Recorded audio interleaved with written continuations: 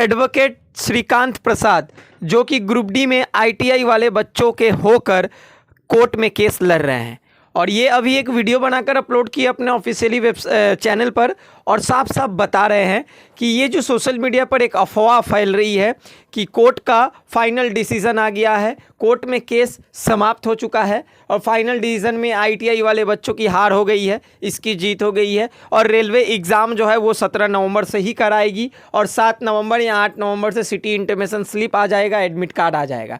इस चीज़ को लेकर ये देखिए सारा डाउट क्लियर कर रहे हैं और साफ साफ बता रहे हैं कि कोर्ट में क्या हुआ है, और रेलवे जो है वो एग्ज़ाम डेट का सिटी इंटीमेशन स्लिप नहीं निकाल सकती है, ना ही एडमिट कार्ड अभी निकाल सकती है, और 17 नवंबर से तो एग्ज़ाम होना ही नहीं है। सुन लीजिए इनके मुंह से ये क्या बता रहे हैं। प्रसाद, और बहुत अच्छा लगा कल फाइनल आर्गुमेंट्स भी आप लोगों के फेवर में, चाहे वो 10th के बच्चे हो चाहे आईटीआई के बच्चे हो। सबसे बढ़िया चीज ये हुई कि एक डिसीजन जो है वो रिजर्व रख लिया गया है, क्योंकि बच्चे बहुत परेशान थे, सर कब तक ये चलेगा चलेगा। तो वी आर वेरी हैप्पी। और अगर किसी को ये लगता है कि, देखो लगना तो बिल्कुल नहीं चाहिए, क्योंकि जो एडवोकेट जिस पार्टी को रिप्रेजेंट करता है वो उसके लिए ताकत लगाता है। तो मैं रिप्रेजेंट आईटीआई के स्टूडेंट्स को कर रहा था, तो मेरी ताकत उनके लिए है। अब ये वीडियो इसलिए बना रहा हूं क्योंकि कल से ही ये चीजें दिख रही है मेरे फीड में। बहुत सारे चैनल्स जो हैं,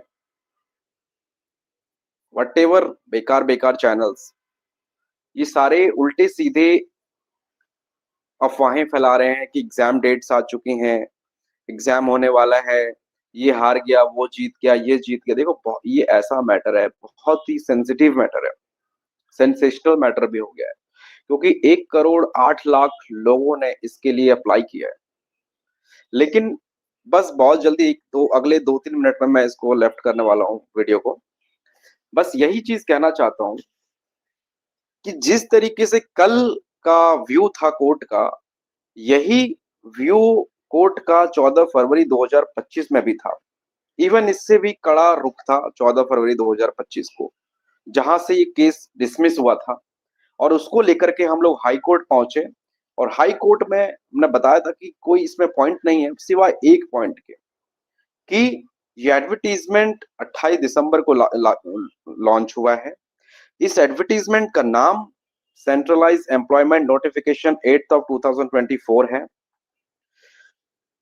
आप बताइए कि 2 जनवरी 2025 को पॉलिसी चेंज करते हैं तो वो पिछले वाले पे कैसे लागू हो सकती है? वो तो भविष्य के एडवर्टीजमेंट्स पे लागू होगी।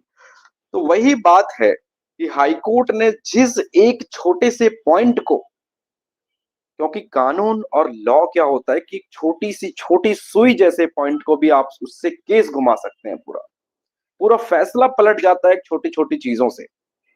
तो वो छोटे पॉइंट्स ढूंढने में हमें जो मेहनत लगी थी, और जहां तक हम हाई कोर्ट तक पहुंचे, और हाई कोर्ट ने उस पॉइंट को नोटेट करके साफ 1 घंटे की जब बहस हुई थी, साफ ट्रांसक्रिप्ट वीडियो देख सकते हैं, हाई कोर्ट ने 100 बार बोला कि 28 दिसंबर जो है इंडिकेटिव नोटिस कुछ नहीं होता, ये एडवर्टीजमेंट है, और आपका एडवर्टीजमेंट 28 को लागू हुआ है। 2 जनवरी को पॉलिसी चेंज करी है, 28 तारीख को जो क्वालिफिकेशन थी वही रहेगी। और लास्ट में मैं अब जाने वाला हूं बस वही चीज कह के कि कल भी मिनिस्ट्री ऑफ रेलवे इस चीज को साबित नहीं कर पाई, जो ट्रिब्यूनल ने भी साबित करने के लिए बोला था, जो हाई कोर्ट ने भी साबित करने के लिए बोला था कि इंडिकेटिव नोटिस जो आप कह रहे हैं 28 दिसंबर का एडवर्टीजमेंट नहीं है, उस चीज को आप साबित करिए। और वो चीज इंडिया के लॉ में तो एटलीस्ट नहीं है, इंडिया के लॉ में, सर्विस लॉ में ऐसा नहीं है। जिस दिन एडवर्टीजमेंट इश्यू हुआ वही डेट माना जाता है एडवर्टीजमेंट का। और ये पॉइंट हाई कोर्ट ने ऑलरेडी खारिज कर चुके हैं कि 28 दिसंबर वाला एडवर्टीजमेंट है। अब उसको प्रूफ करना रेलवे को कि एडवर्टीजमेंट नहीं है, उनके लिए वो क्या लेके आए थे, एक डॉक्यूमेंट देखिए आप। ये डिक्शनरी है, डिक्शनरी का वर्ड है इंडिकेटिव। तो उन रेलवे के पास अभी भी कुछ नहीं है ये चीज को प्रूव करने के लिए कि ये इंडिकेटिव नोटिस जो है वो एडवर्टीजमेंट नहीं है। ये डिक्शनरी का मीनिंग है, लॉ में इसकी कोई अहमियत नहीं है, जीरो वैल्यू है, कोई अहमियत नहीं है। फिर ये इंडिकेटिव नोटिस का एक और लेटर दिया खुद से लिख करके, टेक्स्ट व्हाटएवर पैराग्राफ, इसकी भी कोई अहमियत नहीं। अगर कोई सुप्रीम कोर्ट का जजमेंट ले आते रेलवे कि सुप्रीम कोर्ट कहता है कि इंडिकेटिव नोटिस की कोई वैल्यू नहीं है, जिस दिन एडवर्टीजमेंट फॉर्म भरवाना शुरू करेंगे उस दिन स्टार्ट होगा, तो हम मानते हम केस हार चुके हैं।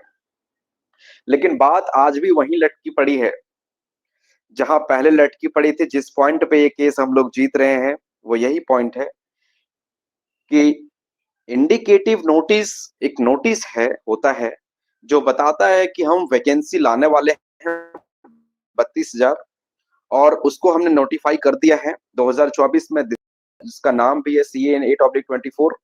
तो फिर जब 2 जनवरी को पॉलिसी चेंज करिए वो नहीं हो सकता है। दूसरी चीज है कि उसी 28 दिसंबर के लेटर में लिखा हुआ है कि क्वालिफिकेशंस जो होगी वो पोस्ट वाइज होंगी।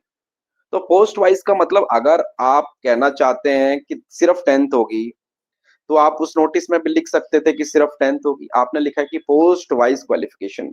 तो साफ साफ ये चीजें हैं जिसका सवाल आज तक नहीं है। वट जितना भी बहस किया कल का, कोई रेलेवेंट नहीं है, कोई भी पॉइंट रेलेवेंट नहीं है।